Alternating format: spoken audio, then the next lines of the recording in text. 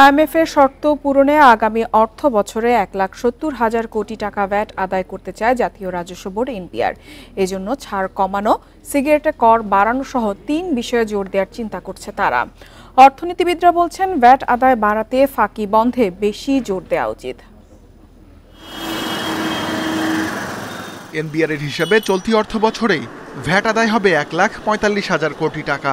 এ ধারা বহাল থাকলে আগামী অর্থ বছরে তা দাঁড়াবে 1,60,000 কোটিতে।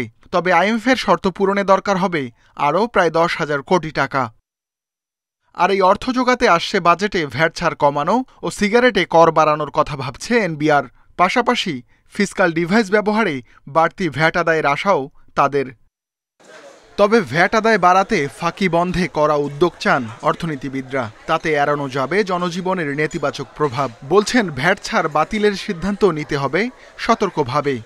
সাধারণ ভোক্তারা কিন্তু কর দিচ্ছেন, কিন্তু অনেক ক্ষেত্রে তো কোম্পানিগুলো দিচ্ছেন না। এই এভিডেন্স আমরা বিভিন্ন সময় পেয়ে থাকি। কৌশল যদি হয় ভ্যাট আদায় বাড়ানোর, যে আমি কর ফাঁকি রোধ করে ভ্যাট আদায় বাড়াবো, তাহলে অবশ্যই এটা সাধারণ মানুষের উপরে চাপটা পড়বে না।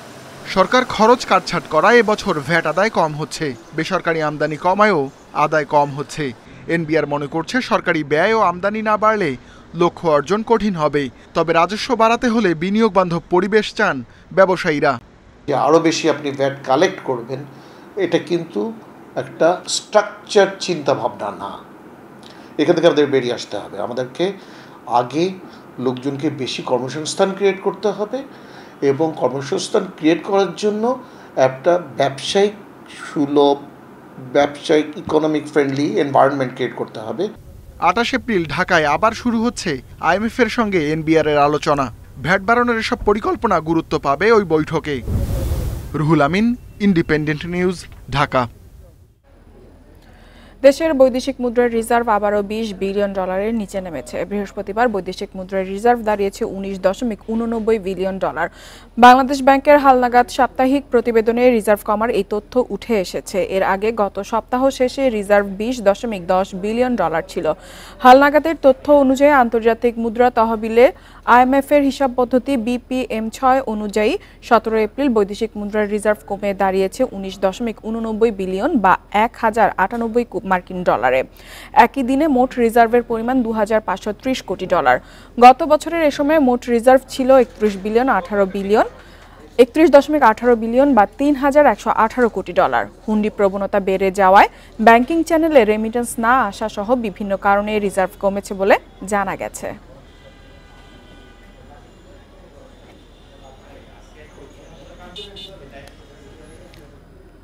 গোখাদ্যের দাম কমানো ও সরকারের নীতি সহায়তায় মাংসের বাজার নিয়ন্ত্রণ করা সম্ভব। বাইরে থেকে মাংস আমদানি নয়, বরং দেশীয় খামারিদের সুরক্ষায় ব্যবস্থা নিতে হবে। রাজধানীর শেরেবাংলা নগরে অনুষ্ঠিত প্রাণী সম্পদ প্রদর্শনীতে এমনটাই বলছেন এ খাতের উদ্যোক্তারা। দেশের বাজারে 1 কেজি গরুর মাংস কিনতে ভোক্তাদের গুনতে হচ্ছে প্রায় 800 টাকা। বাজারের চাহিদা মাফিক কেনা গেলেও দামে স্বস্তি মেলে না কখনোই। সম্প্রতি মাত্র 495 টাকা কেজি দরে ব্রাজিল সরকার মাংস রপ্তানির আগ্রহ দেখায়, যদিও আমদানির কোনো সিদ্ধান্ত নেয়নি সরকার। খামারিরা বলছেন, চারণভূমি কমে যাওয়ায় বেশি দামে দানাদার খাদ্যের দিকে ঝুঁকতে হচ্ছে তাদের। তাই দাম বাড়ছে পশুপালনে। সমস্যা সমাধানে দরকার গোখাদ্যের দাম কমানো। পাশাপাশি গরুর জাত উন্নয়নে আলাদা পরিকল্পনা নিতে হবে। গরুর মনে করেন খাদ্যটার দাম যদি কম হইতো, তাহলে আমরা মনে করেন কম দামে গরু বেচার চেষ্টা করতাম। কারণ খাদ্যর দাম হচ্ছে সব বেশি, তাহলে করে আমার গরুর দাম কম আমরা বিক্রি করতে পারি না। আমাদের দেশে এখন যে জাতগুলো আছে সেগুলা 12 কেজি 13 কেজি দানাদার খেয়ে 1 কেজি মাংস উৎপাদন করতে সক্ষম, অথচ বাহির বিশ্বে এমন অনেক জাত আছে যারা 5 কেজি 5.5 কেজি খেয়ে 1 কেজি মাংস উৎপাদন করতে সক্ষম। সুতরাং আমাদের মাংস উৎপাদন খরচ অনেক কমবে, তাহলে আমাদেরকে ওই ব্রিডগুলো আনতে দিতেই হবে। এছাড়া বাংলাদেশে মাংসের দাম কমানো সম্ভব না। প্রাণী সম্পদ অধিদপ্তরের দাবি, খামারিদের সুরক্ষার পাশাপাশি ভোক্তাদের স্বার্থে নানা পরিকল্পনা নেওয়া হচ্ছে। প্রাণী সম্পদ অধিদপ্তর, মৎস্য প্রাণী সম্পদ মন্ত্রণালয়ের নির্দেশক্রমে আমরা প্রাণী সম্পদের জাত উন্নয়নে আমরা প্রকল্প নিয়েছি, যাতে করে গবাদি পশুর জাত উন্নয়নের মাধ্যমে ভোক্তার কাছে মাংস এবং দুধের উৎপাদন বৃদ্ধি সহ ভোক্তার কাছে ন্যায্য মূল্যে পৌঁছানো যায়।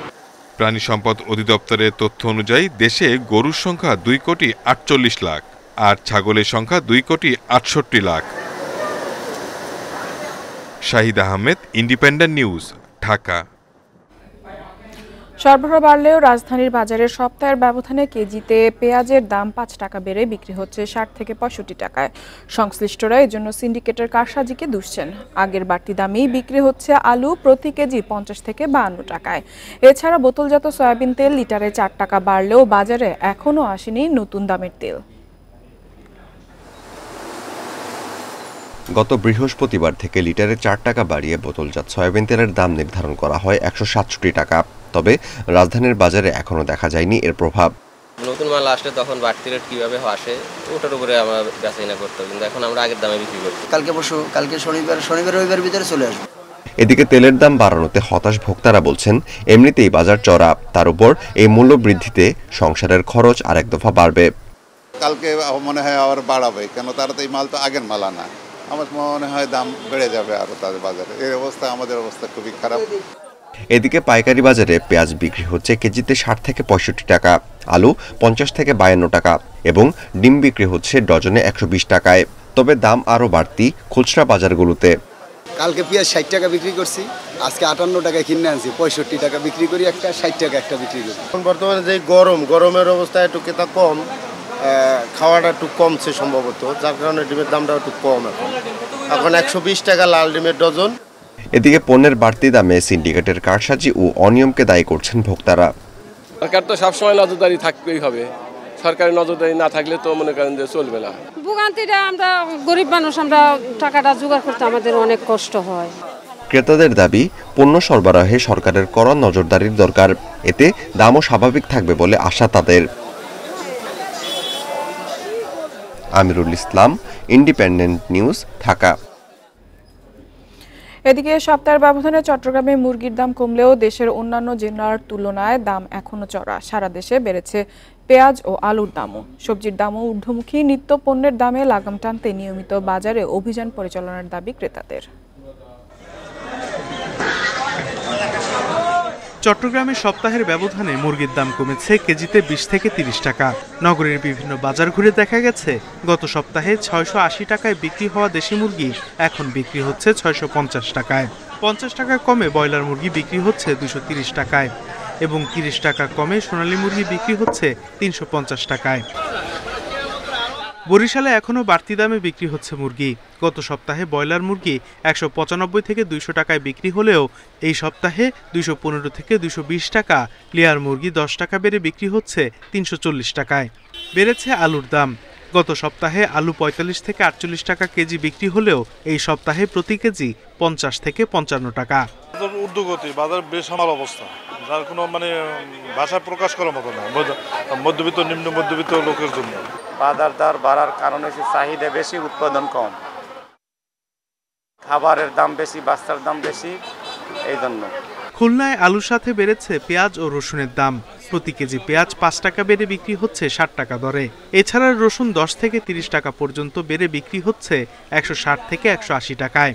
একই পরিস্থিতি রাজশাহীতেও। পেঁয়াজ মার্কেটে এখন দাম বেশি, কি জন্য বাঁধাই পাটি যারা হাজার হাজার মুল কিনে রাখে ওরা এখন মাঠে নেমে গেছে। বাজারের খুব অবস্থা খারাপ হয়, প্রচুর দাম বেশি, মানে গরিব মানুষের লাগালের বাইরে কিনা। আলু 55-60 টাকা কেজি আলু, পটল হলো 50 টাকা কেজি, বেগুন 60 টাকা কেজি, আমাদের আয়তার বাইরে হয়ে যাচ্ছে। বগুড়াতে গত সপ্তাহের তুলনায় এই সপ্তাহে সব ধরনের সবজি কেজিতে 5 থেকে 10 টাকা বেড়েছে। এছাড়া কুরবানির ঈদকে সামনে রেখে এখন থেকেই বিভিন্ন মশলার দাম বাড়াতে শুরু করেছে বলে অভিযোগ সাধারণ ক্রেতাদের। যে দাম তার চেয়ে প্রতি কেজিতে 300-350 টাকা বেশি। জিরার দাম আগের তুলনায় কম, সাদা এলাচ, কালো এলাচ এগুলির দামটাই বৃদ্ধি। আমার মোটেই মনে হচ্ছে না যে বাজার মনিটরিং হচ্ছে। আসলে মানুষের আয় সীমিত হয়ে গেছে, কিন্তু ব্যয়টা হয়ে গেছে বহুমুখী। নিত্যপণ্যের ঊর্ধ্বগতি ঠেকাতে নিয়মিত বাজারে অভিযান পরিচালনা করার দাবি সাধারণ ক্রেতাদের। Sadequr Rahman Siddiqui, independent news. 10 দিনের ব্যবধানে দেশের বাজারে আবারও বাড়ল স্বর্ণের দাম। 22 ক্যারেটের 1 ভরি স্বর্ণের দাম 2065 টাকা বেড়ে দাঁড়িয়েছে 1,19,638 টাকা। দেশের বাজারে এটি স্বর্ণের সর্বোচ্চ দাম। আজ থেকে নতুন দাম কার্যকর হচ্ছে। বৃহস্পতিবার বাংলাদেশ জুয়েলার্স সমিতি বাজুসের এক সংবাদ বিজ্ঞপ্তিতে এ তথ্য জানানো হয়। এছাড়া 21 ক্যারেটের প্রতি ভরি স্বর্ণের দাম 1,14,202 টাকা, 18 ক্যারেটের মূল্য 97,884 টাকা এবং সনাতন পদ্ধতি প্রতি ভরি স্বর্ণের দাম 78,801 টাকা নির্ধারণ করা হয়েছে। বাজুস জানিয়েছে, স্থানীয় বাজারে তেজাবি সোনার দাম বাড়ার পাশাপাশি সার্বিক পরিস্থিতি বিবেচনা করে এই সিদ্ধান্ত নেওয়া হয়েছে। এর আগে 8 এপ্রিল 22 ক্যারেটের 1 ভরি স্বর্ণের দাম 1,750 টাকা বাড়িয়ে 1,17,573 টাকা নির্ধারণ করা হয়েছিল।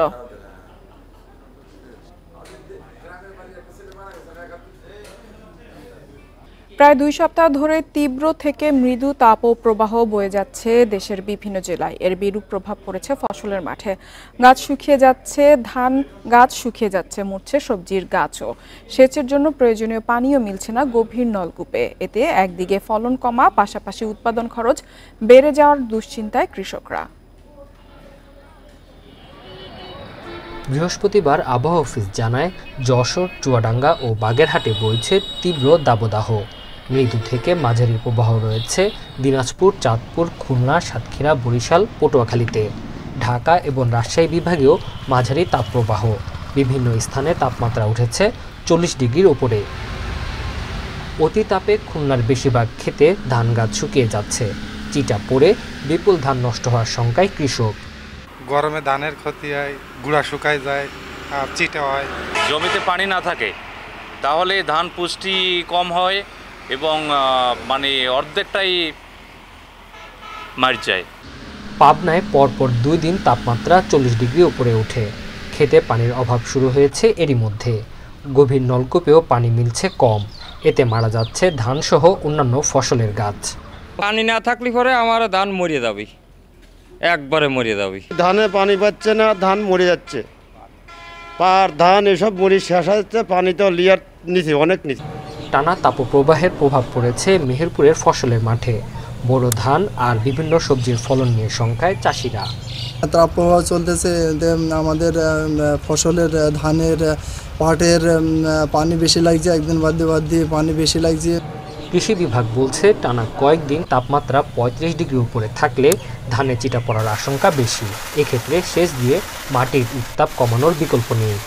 তাপমাত্রা 35 ডিগ্রি বা তার বেশি হয় তখন ধান যদি শীষ বের হয় বা ফুল পড়ে চিটা হওয়ার সম্ভাবনা থাকে। এখন বর্তমানে সেই তাপমাত্রা চলছে।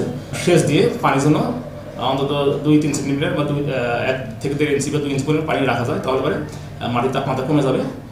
এদিকে ঠাকুরগাঁওয়ে মরিচ, কুমড়া, ভুট্টা সহ বিভিন্ন শাকসবজি শুকিয়ে যাচ্ছে। ফলন কমার পাশাপাশি উৎপাদন খরচ বাড়ার শঙ্কায় চাষিরা। Tanzil Hasnat, independent news. Current জাল ব্যবহার নিষিদ্ধ হলেও অবাধে এর উৎপাদন ও বিক্রি চলছে। জেলেরা বলছেন, জাটকা নিধনে কারেন্ট জালের ব্যবহার ঠেকাতে সবার আগে উৎপাদন বন্ধ করতে হবে। এ বিষয়ে শারদীয় মৎস্য ও প্রাণী সম্পদ মন্ত্রী জানিয়েছেন, কারেন্ট জালের উৎপাদন বন্ধে উদ্যোগ নিতে শীঘ্রই জেলা প্রশাসকদের চিঠি দেওয়া হবে। গেল বছরে চাঁদপুরে প্রায় ৭৭ কোটি মিটার কারেন্ট জাল জেলেদের কাছ থেকে জব্দ করে পুড়িয়ে দেয় মৎস্য বিভাগ ও নৌপুলিশ। তবে যেসব বাজারে নিষিদ্ধ এ জাল বিক্রি হয় সেখানে কখনো অভিযান চালাতে দেখা যায়নি। জেলেরা বলছেন, কারেন্ট জালের ব্যবহার ঠেকাতে সবার আগে উৎপাদন ও বিক্রি বন্ধ করতে হবে। কারেন্ট জাল আওয়াতে এই মাছের বিষ নষ্ট করে দেয়। আমি দাবি করি, যেমন কারেন্ট জালের ফ্যাক্টরি সরকার বন্ধ করে দেয়। কারেন্ট জাল উৎপাদন হয় মুন্সিগঞ্জ থেকে জেলেরা নৌকা দিয়ে গিয়ে ওরা নিয়ে এসে এখানে বাইয়া আবার ওখানে চলে যায়। যদি কারেন্ট জালটা যদি বন্ধ করে দিত আমগোর লিগা সবচেয়ে ভালো হইতো, সবাই আমরা সুতার জাল পাইতাম। কারেন্ট জাল ব্যবহারে শাস্তিমূলক ব্যবস্থার পাশাপাশি সুতার জাল ব্যবহারের জন্য সচেতনতার কাজ চলছে বলে জানিয়েছে মৎস্য বিভাগ। অবৈধ জাল থেকে নিরুৎসাহিত করার জন্য আমাদের বৈধ জাল বিতরণের মাধ্যমে এবং উৎসাহিত করা হচ্ছে এবং এছাড়াও বৈধ জাল ব্যবহারের বিষয়ে আমাদের সচেতনতা সভা করা হচ্ছে। সম্প্রতি মৎস্য ও প্রাণী সম্পদ মন্ত্রী নিষিদ্ধ এই জালের উৎপাদন বন্ধে ব্যবস্থা নেওয়ার কথা জানান। এই সংশ্লিষ্ট জেলা প্রশাসকদের আমরা চিঠি দেব যাতে করে এই কারেন্ট জাল বা অবৈধ জাল উৎপাদনের যেই মানে উৎসমূহ সেইটাকে বন্ধ করবে। কারেন্ট জাল বন্ধ করা গেলে ইলিশের উৎপাদন বাড়বে বলে জানিয়েছে মৎস্য বিভাগ। Independent news. পায়রা বন্দরের প্রথম টার্মিনাল চালু হতে যাচ্ছে আগামী জুনে। একসঙ্গে ভিড়তে পারবে 3টি জাহাজ। বন্দরের প্রথম টার্মিনাল চালুর পরই আনুষ্ঠানিকভাবে শুরু হবে বাণিজ্যিক যাত্রা। ঢাকা কুয়াকাটা মহাসড়কের সঙ্গে পায়রা বন্দরের সরাসরি সংযোগ স্থাপনে চলছে আন্দারমানিক সেতুর নির্মাণ কাজও। পটুয়াখালীর কলাপাড়া উপজেলার টিয়াখালী ইউনিয়নে 2013 সালের 19 নভেম্বর পায়রা বন্দরের ভিত্তিপ্রস্তর স্থাপন হয়। এর 3 বছর পর 2016 সালের 13 আগস্ট সমুদ্র বন্দরটিতে প্রথমবার কন্টেইনার জাহাজ খালাসের মাধ্যমে শুরু হয় বন্দরের কার্যক্রম। প্রায় 15,000 কোটি টাকা ব্যয়ে নির্মাণাধীন এ বন্দরে মোট 6টি জেটি থাকবে, যার মধ্যে 600 মিটার প্রথম জেটির কাজ প্রায় শেষের পথে। এবছরের মাঝামাঝিতে জেটিটি চালু হলে 200 মিটার দৈর্ঘ্যে 3টি জাহাজ একসাথে ল্যান্ডিং করতে পারবে। বন্দর কার্যক্রম সহজ করতে আন্দারমানিক নদীর উপর 1120 মিটার দীর্ঘ সেতু নির্মাণ করা হচ্ছে। অন্য দুইটা পোর্টে তেমন একটা জায়গা না থাকার কারণেই তারা এক্সটেন্ড করতে পারছে না, কিন্তু আমাদের এখানে যথেষ্ট জায়গা রয়েছে। যখনই আমাদের চাহিদা আসবে তখন আমরা বন্দরে এক্সটেন্ড করতে পারবো। এছাড়া একটা বড় যে ব্যাপার রয়েছে যে আমাদের যে চ্যানেলটা, এটা সোজা একটা চ্যানেল, সো এখানে লেংথের কোনো প্রতিবন্ধকতা নাই, যে কোনো লেংথের জাহাজই সহজেই আসতে পারবে 220-30 মিটার। 50 বছরের পরিকল্পনাকে সামনে রেখে আন্তর্জাতিক মানের করে গড়ে তোলা হচ্ছে এই বন্দরকে, বলছে কর্তৃপক্ষ। এটা অন্যান্য পোর্টের চাইতে অনেক বেশি আধুনিক হিসেবে এবং আমাদের যে জাতীয় চাহিদা, এই চাহিদার সাথে তাল মিলিয়ে আন্তর্জাতিক ব্যবসা বাণিজ্য বৃদ্ধিতে সহায়ক হবে বলে আমরা মনে করি।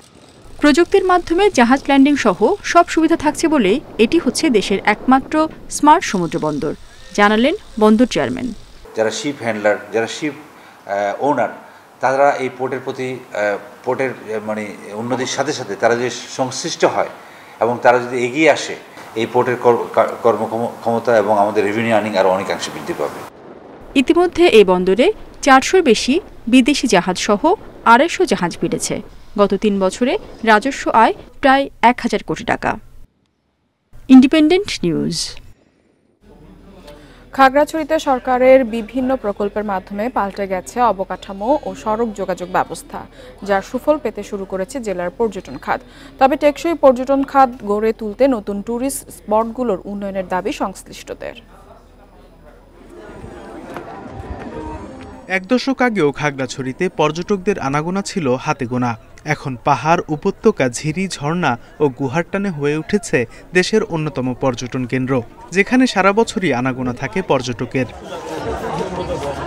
পর্যটন কেন্দ্রগুলোতে যাতায়াতের উন্নয়ন হওয়ায় দিনে দিনে বাড়ছে দর্শনার্থীর সংখ্যা। আলোটিলা পার্ক এবং গুহা, এই দুটো আমরা পরিদর্শন করেছি, ঘুরেছি। অনেক সুন্দর জায়গা, খুবই মনোমুগ্ধকর। এখানে ঝুলন্ত ব্রিজ ছিল না, আরো বিভিন্ন টুরিস্ট স্পট নতুন করে তৈরি করছে, তো এগুলোর কারণে টুরিস্টরা অ্যাট্রাক্ট হচ্ছে নতুন করে। পর্যটন নির্ভর অর্থনীতি বিকাশে শুধু যোগাযোগ নয়, নতুন স্পটগুলোর উন্নয়ন হওয়া জরুরি বলে জানান পর্যটন ব্যবসায়ীরা। আলোতেলা কেন্দ্রে যে জায়গাগুলোতে আছে, আমরা বেসরকারি খাতে যারা আছে, আমরা চাইছিলাম এখানে আমরা বিনিয়োগ করব, কিন্তু জায়গার সংক্রান্ত একটু জটিলতা আছে। সেটি হলেও জায়গাগুলি আমাদের দখলীয়, কিন্তু ওইগুলোর কাগজপত্র নেই। পার্বত্য এই জেলাকে আরো পর্যটন বান্ধব করতে নানা পরিকল্পনা বাস্তবায়ন করছে জেলা প্রশাসন। এখানেও জি প্ল্যান তৈরি করা হচ্ছে, বাগান বিলাসের গাছ লাগানো হয়েছে, রেস্টুরেন্ট চালু করা হচ্ছে, থাকার ব্যবস্থা করা হচ্ছে। অদূর ভবিষ্যতে আমরা তাঁবুর সিস্টেম চালু করব। দর্শনীয় স্থানে যাতায়াত ব্যবস্থার উন্নয়নের কারণে পর্যটকদের নিরাপত্তা দেওয়াও সহজ হয়েছে টুরিস্ট পুলিশের। যেসব ঝর্ণাগুলো প্রত্যন্ত দুর্গম এলাকায় অবস্থিত, ওইখানকার যদি যোগাযোগ ব্যবস্থা একটু ভালো হতো, উন্নত হলে আমাদের টহল ডিউটি আমরা এখানে করতে পারতাম। পাহাড় প্রকৃতির মাধ্যমে প্রতি বছর এই জেলাতে আয় হয় 50 কোটি টাকার বেশি। পর্যটন কেন্দ্রিক আয় বাড়াতে সরকারি বেসরকারি আরও পদক্ষেপ প্রয়োজন বলে মনে করেন ব্যবসায়ীরা। Independent news. আর এই ছিল অর্থনীতি সারাদিনের আজকের আয়োজনে। ইন্ডিপেন্ডেন্ট টেলিভিশনের সব খবর আরও জানতে চোখ রাখুন ফেসবুক, ইউটিউব এবং এক্সে। আমন্ত্রণ আমাদের পরবর্তী সময়।